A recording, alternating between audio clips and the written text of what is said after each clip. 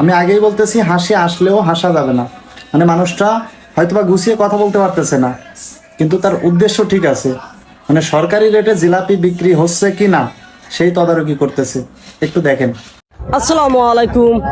আমি এখন দাঁড়িয়ে আছি নাগেশ্বরী উপজেলা নারায়ণপুর ইউনিয়নে। এখানে মহা 26শে মাস আজকে উপলক্ষে এখানে মহা স্বাধীনতা এখানে দিবস পালন করতেছে। অনেক অনেক এখানে দোকানপাট, অনেক জিলিপি বাঁচতেছে।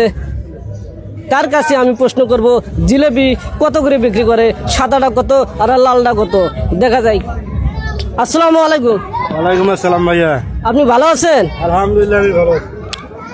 আপনি আজকে মহা 26শে মাস উপলক্ষে জিলিপি আজকে কত করে বেচতেছেন ও সরকারি রেটে? যদি জনগণকে একটু বলতেন তাহলে অনেক খুশি হইতাম।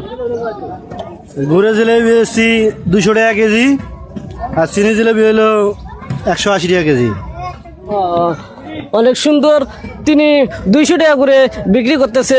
যে যেখান থেকে থাকেন না কেন, স্বাধীনতা শেষ শেষ শেষ হলে এখান থেকে জিলেপি নেবেন 200 টাকা কেজি। এখানে সরকারি রেটে এখানে বিক্রি করা হচ্ছে। এখানে হ্যাঁ বেটা, এখানে কি সরকারি রেটে বিক্রি করা হচ্ছে? হ্যাঁ, এখানে সরকারি রেটে। অনেক ধন্যবাদ। এখানে সরকারি রেটে এখানে জিলেপি বিক্রি করা হচ্ছে।